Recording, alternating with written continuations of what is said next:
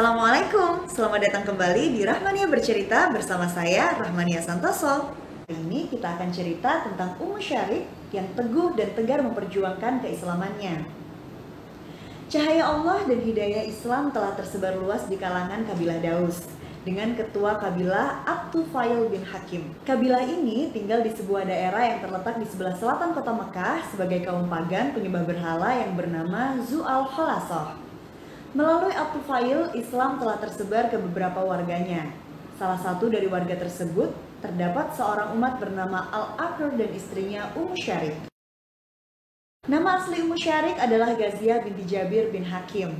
Dia termasuk perempuan yang menyerahkan dirinya kepada Rasulullah selain Laila binti Hatim, Ummu Hani binti Abi Thalib, Khawlah bin Hakim, dan Umamah binti Hamzah. Ummu Syarik adalah perempuan cantik, teguh, berpendirian, mandiri, dan juga tegar. Ketegaran dan kemandiriannya semakin nampak ketika ia dan suaminya hijrah bersama dengan Abu Hurairah, juga seorang warga kabilah Daus yang akhirnya menjadi perawi hadis ternama. Keteguhan hati Ummu Syarik ini ditunjukkan dengan ketegasannya menjawab ancaman dari kaumnya yang belum menerima sinar cahaya Islam, yang akan menyiksanya jika mengikuti agama Rasulullah. Ummu Syarik pernah berkata, "Demi Allah, aku akan mengikuti agama suamiku, karena itulah agama yang benar dan jujur. Dan aku tidak lagi menyembah Zu al-Khalasah, lambang angkara murka dan kerusakan kaumnya." Mendengar apa yang diucapkan Ummu Syarik ini semakin membuat pemuka Daus naik pitam. Apalagi melihat Ummu Syarik tinggal seorang diri. Kesempatan bagi para kabilah Daus penyembah berhala ini untuk menghabisi Ummu Syarik.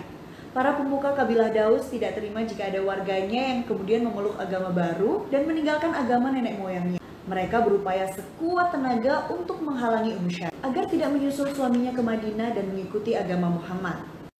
Suatu hari di bulan Ramadan, beberapa orang dari kaum Daus membawa Ummu Syarik ke suatu tempat di tengah padang Sahara yang luas dan jauh dari rumahnya.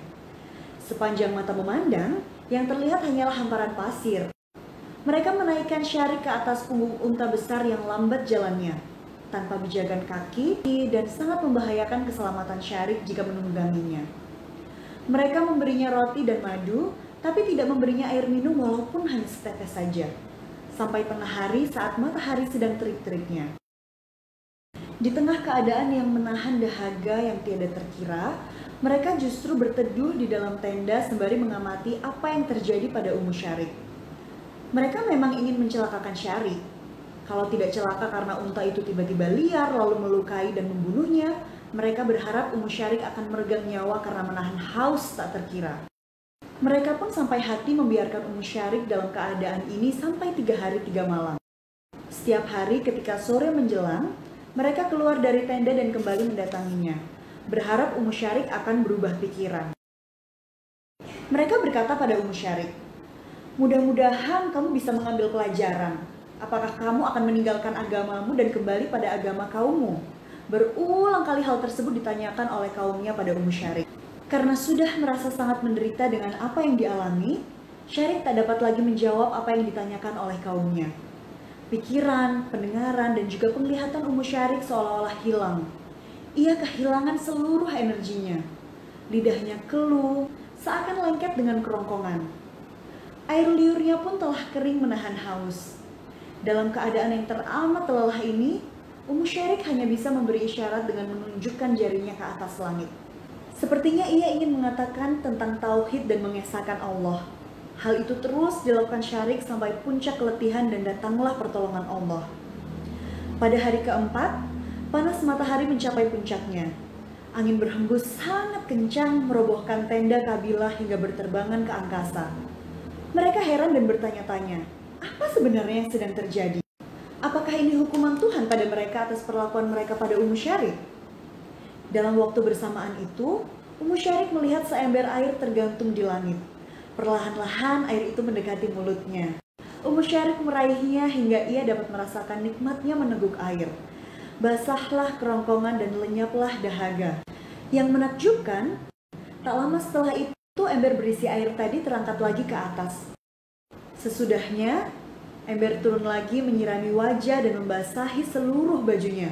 Dengan begitu panas di tubuhnya juga langsung mereda. Menyaksikan hal ini, kabilah Daus terbengong-bengong dan penasaran. Mereka saling bertanya satu sama lain, dari mana sebenarnya datangnya air ini? Mungkinkah ia berhasil menjangkau ember kita? Beberapa orang melihat ember air masing-masing yang mereka punya.